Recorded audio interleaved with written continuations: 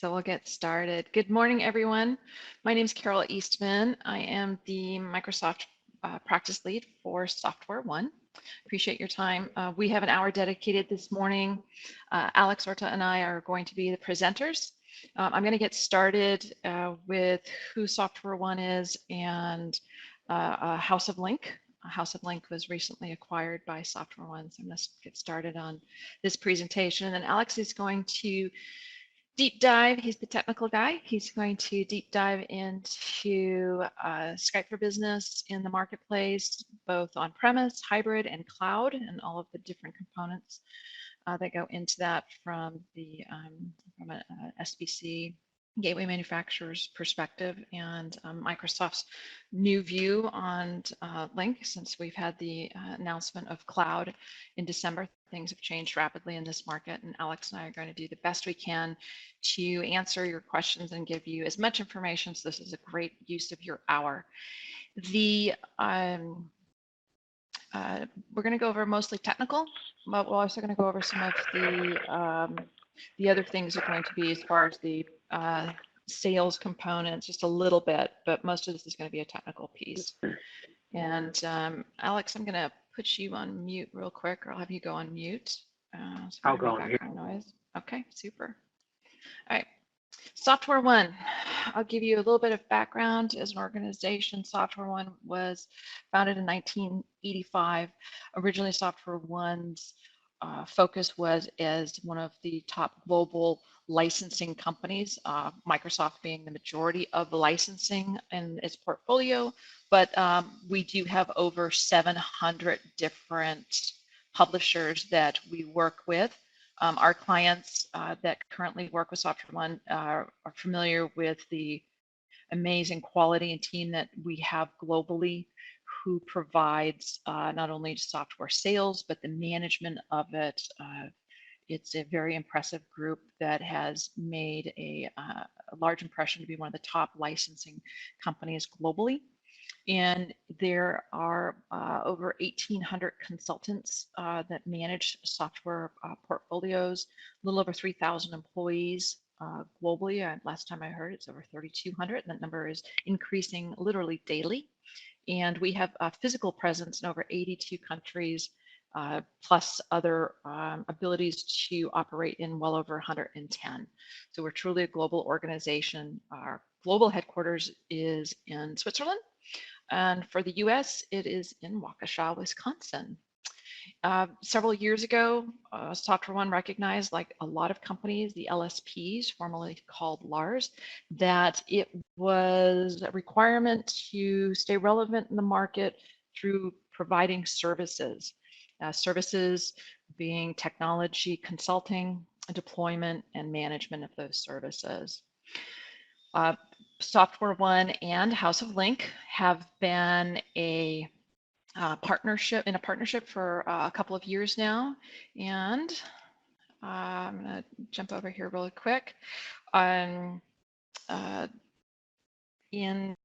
March 3rd, matter of fact, today is May 3rd, so we are 2 months into the acquisition. Software One decided to acquire House of Link, and House of Link is a solely focused professional services organization for Skype for Business, formerly Link. I think our name kind of gives that away. The reason for the acquisition was that Software One desired to jump into not only the sale and management of the Skype for Business Link licenses and Office 365, but to provide the opportunity to customers to have a one-stop shop, to also have a deployment arm that has a very strong background and expertise in this area. The group House of Link provides services, sales and services globally, and we are a Microsoft Gold partner for unified communications, messaging, cloud. We've got several different certifications from them: Exchange, Active Directory, Office 365, et cetera.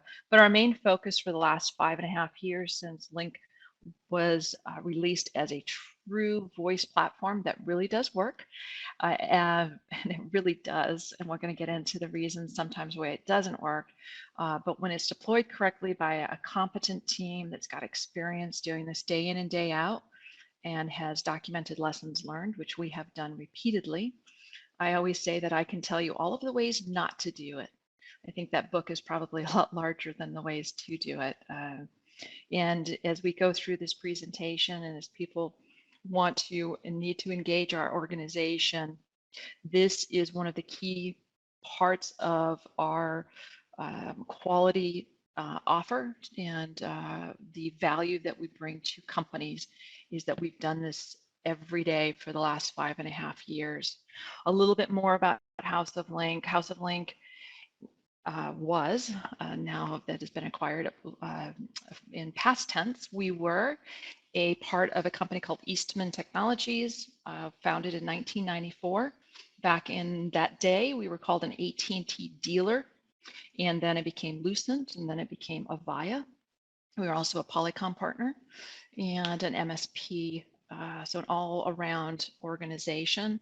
Our legacy and heritage is one of the most important things that we bring to the table.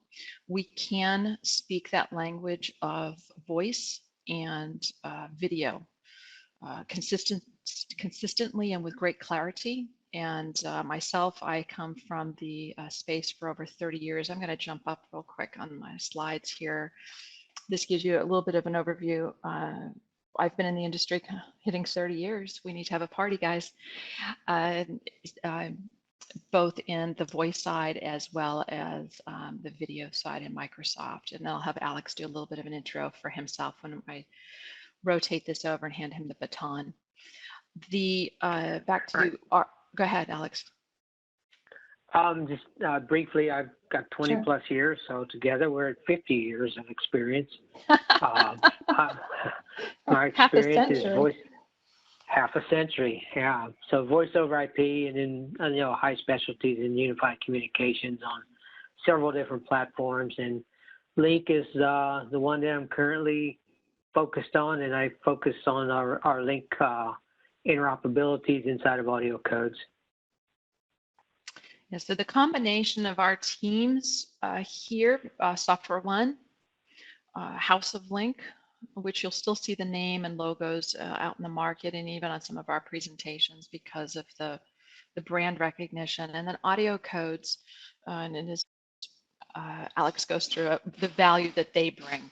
And so the surround of all of our groups together and what we're able to provide as a total solution.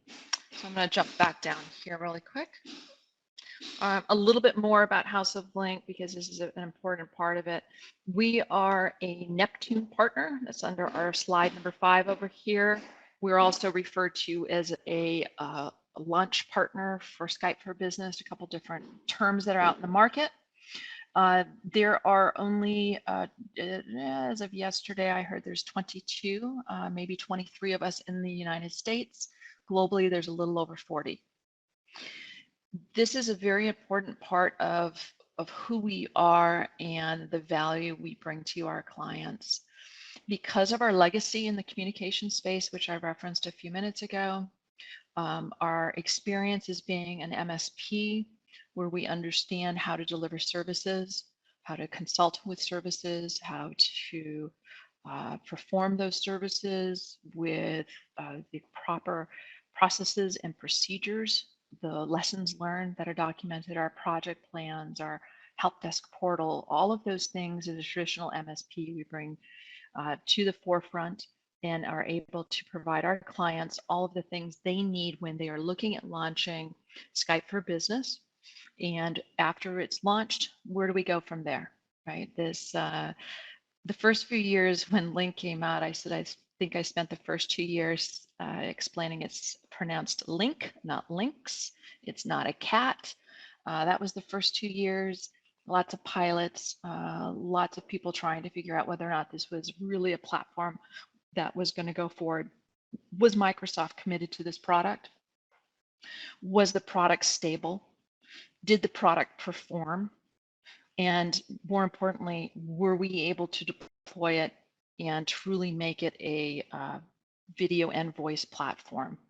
And the answers are yes. And we've proved this to Microsoft repeatedly year after year, and we still maintain this prestigious status. It's a very important part of the Link Skype for Business deployments. I'll jump ahead, enough talking about House of Link. Where's the market today? According to some of our sources, cloud hosted, right? We talk about it. I think we talk about cloud in almost every conversation we have with a client. Is it right for you? I don't know. We are going to sit down with our clients and sit down and ask them what they want to do. Is cloud going to be all of their options, part of their options, or none? It depends upon your, your space. Do you have different impending events that are dictating what you need? But the topic of conversation is definitely out there. And we want to have that conversation with you because moving to the cloud is happening very rapidly. The one that I like on this particular slide is that 93% of the enterprises out there are planning to use Skype for Business in some form, but a lot of them are going to continue to use it as an on-premise version up until 2018, which is only 2 years away. That's probably a very accurate percentage of people that we speak to as well, besides the statistic. I typically say 5% are saying we're going all cloud. So we're only off by a marginal 2 points on what we're seeing compared to the T3I research. The options out there are vast, and we're going to get into those here in just a second. I'm going to jump over to Alex.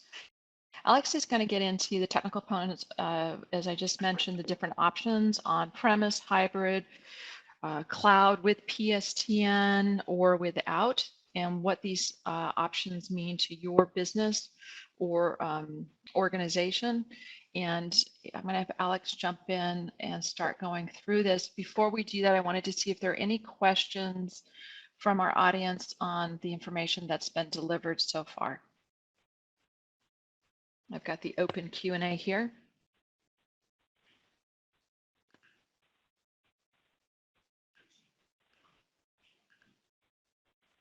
Okay, I don't have any questions in there. Do you see any to take there, Alex? No, I don't see any, other than a headset question. Okay. And real quick, Alex, if I could, the reason why I'm asking my team whether or not they see stuff is because this is being presented on WebEx, and I am cringing at every moment because I have not been on WebEx for many years. And I'm sure we're going to have a couple of questions on the end of our presentation of why are we presenting on WebEx when we're a Skype for Business partner. I would like to proudly say that our team, since being acquired in the last 60 days, is working very diligently with the Software One global team to roll out Skype for Business across our entire organization. And in the meantime, I am going to present on WebEx and ask for everybody's forgiveness as I stumble through it, but I refuse to learn it to any degree. So anyway,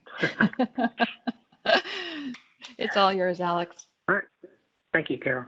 You're welcome. So I won't waste a lot of time on this. I know most of the audience knows this. The Skype for Business, the general is started out as server-based, and then you had your hybrid, then cloud PBX, but with one twist of it with PSTN on-prem. And then what's the up and coming, which, the dates are, they kind of, I know that a lot of it's already working. They've already got several customers in their beta and alpha and all those type of phases with cloud PBX with PSTN. So, the big difference is they're truly becoming given the ability to take phone numbers, give you phone numbers and make the full end-to-end solution with their cloud offering, and that's Microsoft. The voice industry and Microsoft's offering, the main differences here are, or not differences, this is more of a slide to tell you what you can get from each one of those silos, infrastructure, plans, and devices. If you look over here, the other voice players, Skype for Business is really, or Skype, Cloud PBX and Skype for Business are really playing in every aspect of the market at this time. At one time they weren't, but now they seem to be in pretty much 100% of the voice market. They have offerings in each one of them.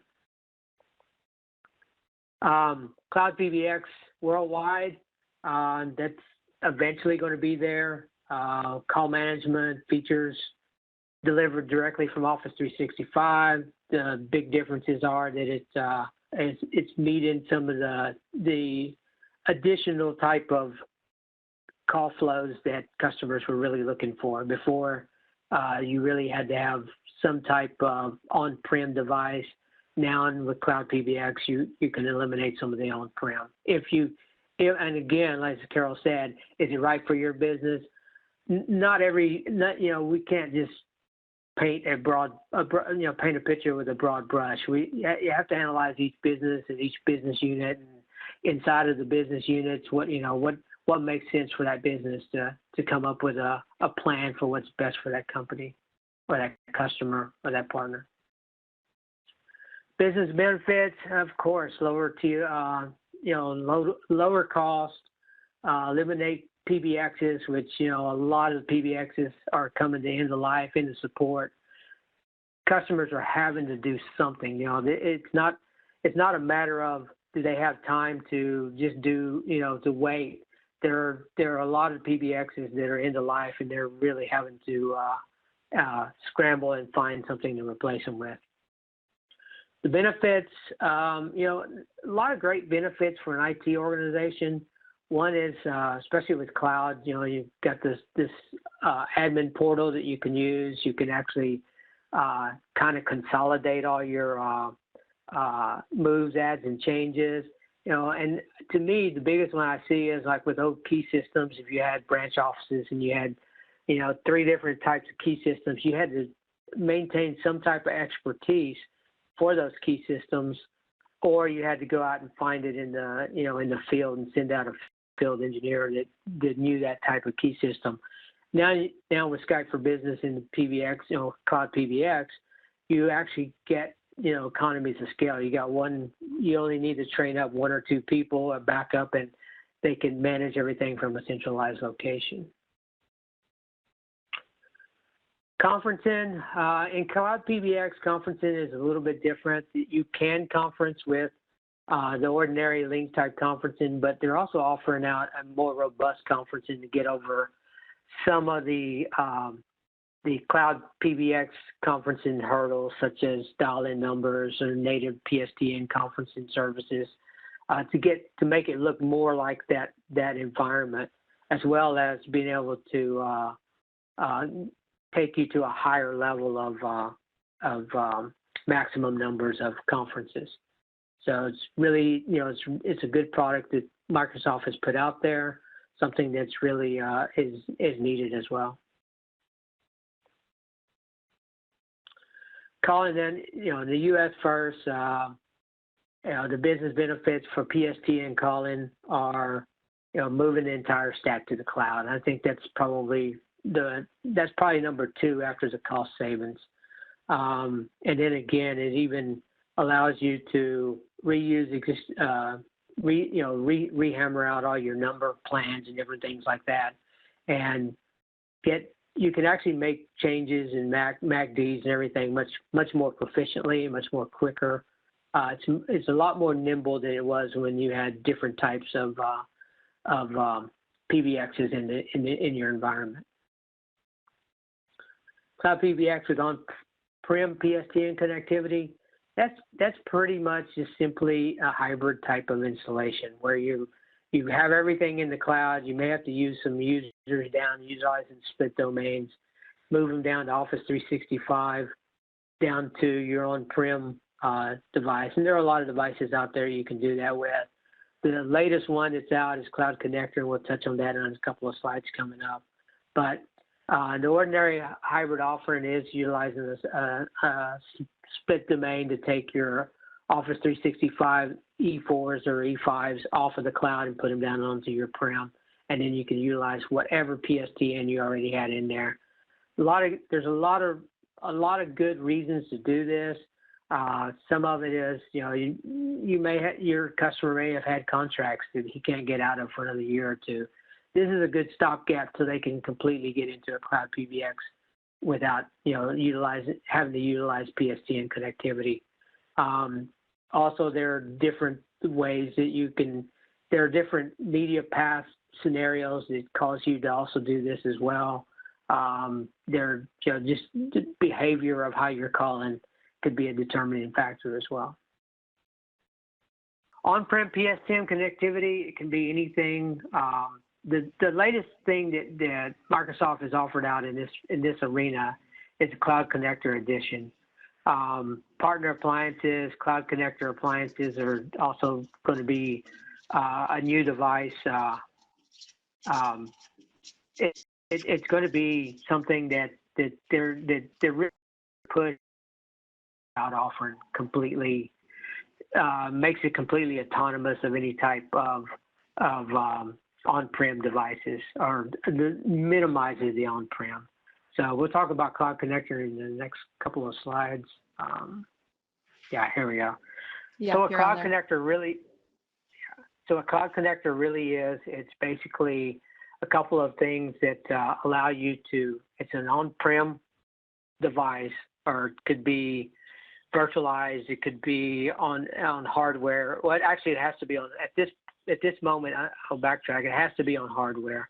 So you're going to put it on your own, on some type of hardware box. It's going to be, it gives you the ability to actually anchor all the calls and anchor the media into your prem.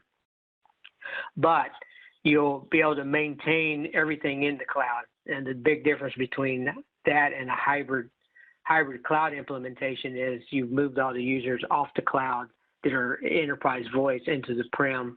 Here you're actually leaving them up there, but you're making the cloud connection, hence the name Cloud Connector. They were very plain about that. So it gives you a couple of different things. So you're going to have your mediation server and all those instances are going to be on the prem. Now, a couple of things about how it works is, you actually have to have a domain controller built into it, into the Cloud Connector. A lot of companies such as ours, we are building appliances for Cloud Connector. So we will have all these encompassed into the Cloud Connector build, and then we'll have it on our hardware, where you can actually just buy an appliance and put it down, or you could build it yourself. It's just kind of what you want to do, and I'm sure Software One will also be able to consult on that as well. Right now or today, Cloud Bond is our product, and we make it as a ability to do both hybrid, and coming soon will be our Cloud Connector edition of it. So that's my only plug-in for Audiocodes. So we'll go ahead and go there. This is a very good chart. I like this chart because it really gives you kind of a breakdown as to what, it just kind of follow the chart here and the logic, and then it kind of gives you what would work best for that customer or for yourself. It gives you a pretty good breakdown, and this came off of a Microsoft deck that I had, so I added it here. I do like walking through these scenarios. It kind of gives you a starting point when you're out talking to your customers. So it's a very, very nice slide to kind of give you that starting point as to what you should even be looking at. All right. And now I will hand it over back to Carol. I think this was your slide. It is. Thanks, Alex. I appreciate that. Sure. The Skype for Business is complex, and recently we were putting together some new marketing materials for Software One and House of Links since the acquisition, and somebody had said something about simple, and I said, if there's one word I'm going to pull off our marketing materials, it's going to be the word simple. Skype for Business is a very complex solution. The benefit of it is simple and it is received by end users very rapidly. It's like anything else. If you look at your iPhone or your Android phone, or those of us who do have a Windows phone, what goes into that device to make it all work, to make it simple for us, is very complex. And Skype for Business isn't any different.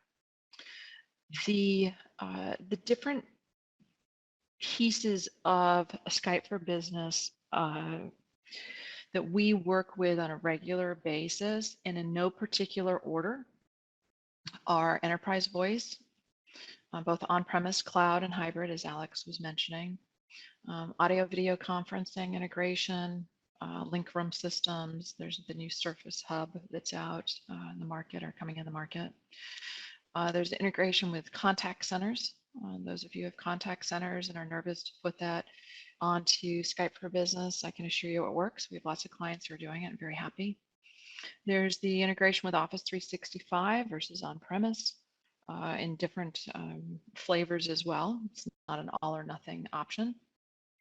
There is the integration with legacy PBXs. As Alex mentioned, and he couldn't be more right on this one, there are a lot of legacy systems out there. I see a lot of old Nortels, the Avaya Blue that's out there, old Mitels. Recently, this is true, saw a ROLM, R-O-L-M, for those of us who are old enough to remember those systems. So there's a lot of equipment out there, and customers are saying, do I need to upgrade? Do I need to replace? What are my options? These are very complex conversations. There's custom applications. We did a custom application with Sharp Healthcare a couple of years ago that integrated with their CRM for HIPAA compliance and did screenshots off their integrated chat with clients and then downloaded into the CRM so that that conversation piece could be saved. We've done a lot of other custom applications. There are so many different things to be considered when we're going through this process. And our team, along with the licensing team with Software One and with Audiocodes, can provide our clients those different options, and most importantly, the dialogue and the ability to say, if you go down this path, here are the obstacles that you're going to probably encounter, and here are the answers to those obstacles, we believe. And if you go down this other path, here are different obstacles, because no journey is going to be the same. It'll never be the same, because everybody has different business needs, and they have a different network infrastructure and different impending events. So these are conversations that, again, are complex. I'd like to tie back to one of the things that Alex said as far as a plug for Audiocodes, because we did promise to make this about the application and not about our organizations, is that Audiocodes, their devices are the magic box that's in the middle. Lots of customers will say, how do I go from an existing network to a hybrid solution or completely Skype for Business? And an Audiocodes SBC or SBA is the translator, that magic box that's going to sit in the middle, that's going to provide you the ability to move from your legacy network into the future. And we work with Audiocodes globally. They've been around for a long time. Many of you are probably familiar with the organization, and they are definitely one of the leaders globally in this space. And combined, we're able to provide you with these different options. Go to my next slide here. Hey, Carol, we do have a question about integration with Cisco Jabber. Yeah, you want to take that one? Sure. Okay. There's not a lot of integration, not true integration. You can see, it's gotten better where you can see some of the presence coming across. But if you really wanted to integrate it, Cisco did put out a product called Cookie Link. Now, I'm not sure if they've updated that product or if it's compatible with Skype for Business, but I do know that is a product that Cisco put out, and basically what they were doing is just changing the link client so they could respond more to a Cisco system.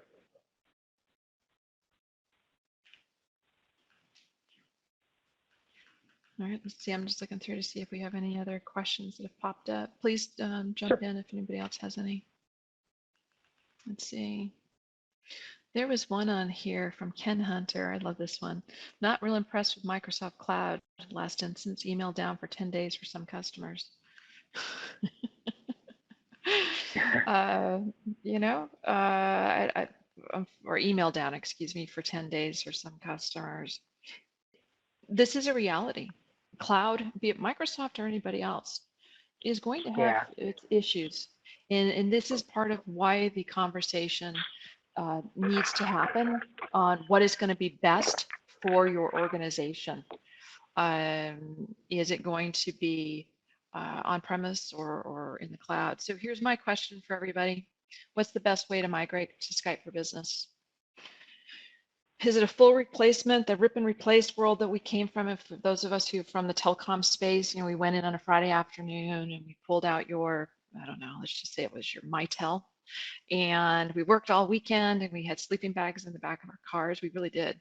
And we stayed there all weekend and worked like dogs. And then Monday morning prayed that everything worked. And we were the heroes. We were the heroes or the zeros, wasn't much in between. That was the old world. That's still an option. We have customers who are still going through that with Skype for Business. The other one are hybrid integrations. This is probably the most common. Customers are saying, you know, I've invested $1 million into my Cisco infrastructure on the voice and data side, and I have no intention of pulling it out. I haven't even finished depreciating it. I don't have the manpower to do this. I don't have the roadmap or the budget. My response personally, and I know that of our team, is going to be, please keep it. If you have $1 million invested in Cisco, do not pull it out. Leave it right where it is, and let's do some type of hybrid integration. If and when the time comes to do some replacements, end of lease, end of life, any type of impending event, we can roadmap that. But at this time, do not pull out $1 million worth of Cisco. This stuff works. Yeah, and it's a good product. Or any of these other manufacturers, they're typically living on a 5 nines world, and we want to continue to support this. The other thing we see is people are saying, I just want to replace WebEx. I have to say that again. We want to replace our WebEx and just do conferencing. We have a customer here that's a case study in Southern California that was spending almost $20,000 a month on WebEx, and they did have a Cisco infrastructure globally. They said, I just want this one component. I don't want to replace my Cisco PBX and voicemail. That's fine. We went in, we set up Skype for Business for them and replaced their WebEx, and their spend was 1/20th of, and Alex, I'm gonna have you hit the mute key here real quick. Their spend was about 1/20th of what their renewal would be for WebEx. Another answer, best way to migrate to Skype for Business, branch offices. I have 20 branch offices in the US. I have remote workers. I don't want to maintain a bunch of key systems. I don't want to maintain all of these offices. They've got, you know, different manufacturers, different support, different service agreements. It's a headache. It's a part-time job. But I want to maintain my existing Avaya and WebEx and anything else that I have inside of my corporate office and data center. That's great. That works well. The other is, and we get this one every once in a while, as we said, about 5% of the clients are saying everything goes, we're going 100% cloud. So the answer is it depends. What is it that your client or your business needs? Any of these are going to work, and where you begin does not mean you're going to have the same end. You may start with this one here on the bottom left-hand corner, says only replace expensive WebEx and keep your PBX, like our client here in Southern California. I happen to be based in Southern California. That works. In 3 years from now, maybe they'll end up doing a full replacement. This one in the upper middle. And maybe they'll end up putting everything in the cloud. Who knows? This market's changing very rapidly. The other thing is when clients ask us, what's the best way to do this? What's the best process? The answer is one step at a time. Or, you know, the old saying is, how do you eat an elephant? One bite at a time.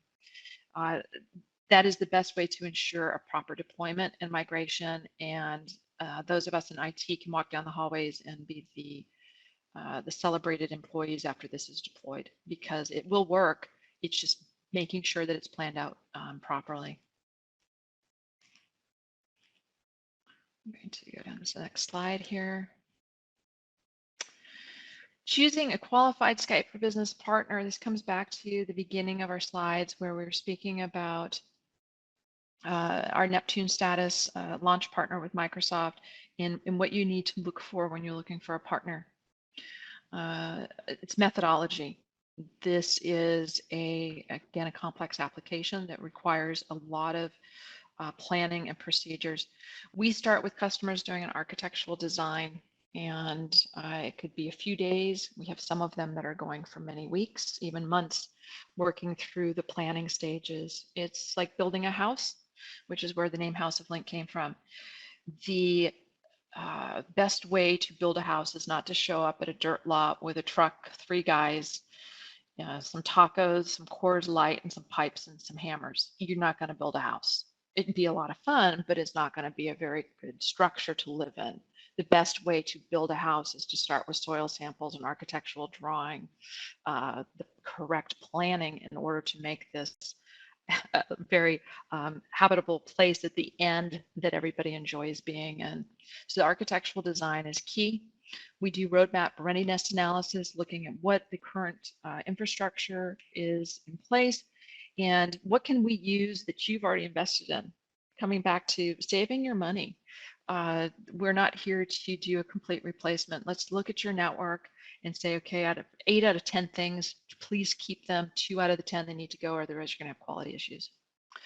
Business impact studies. We have customers who will say, how is this going to impact my contact center? How is this going to impact international users, multilingual, those types of things.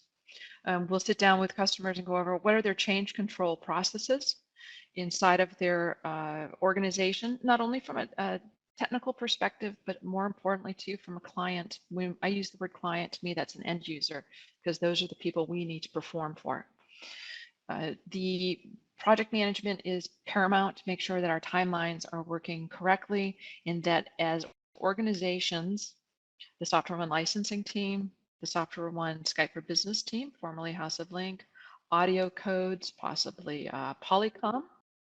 And the other thing on our processes and procedures are our testing, validation, and end user transferring of knowledge. That is one of the key things. We are very much a proponent of making sure that the end users are able to use what we roll out. It's a new world. Our end users are demanding. And a lot of them are coming to us and saying, I can do more with my iPhone than I can do with a communications network that my IT organization has rolled out. How do I change that and make it that they can do more with what we're delivering as an IT organization than what they're getting on their iPhone? Managed service agreements. Customers are saying now, you know what, this stuff works. I've installed it. A lot of you have deployed it yourselves to some level. Typically, we get calls from customers who are saying, I could take it as far as the voice integration or the video, and now we need you guys to step in and help because that's our expertise. And then once that is done, what do I do? How do I make sure that I don't wake up at 3 in the morning concerned about outages, patching, upgrades, etc.? We have a full managed service agreement offering. So this is part of our reasons for being a Neptune partner. We are end to end. We're almost at the top of the hour. I want to respect everybody's time. Thank you very much for this. We do have an Amazon gift card that is going to be sent out to one of our attendees. Matt, who is on mute right now, he's going to pull a name out of the hat and send it out, and thank you in appreciation for everybody participating today. We will also be sending out this deck as well as some other information to everyone who has attended. And if there's anything else that we can help with, please contact us at Software One, and we'll help you start this journey.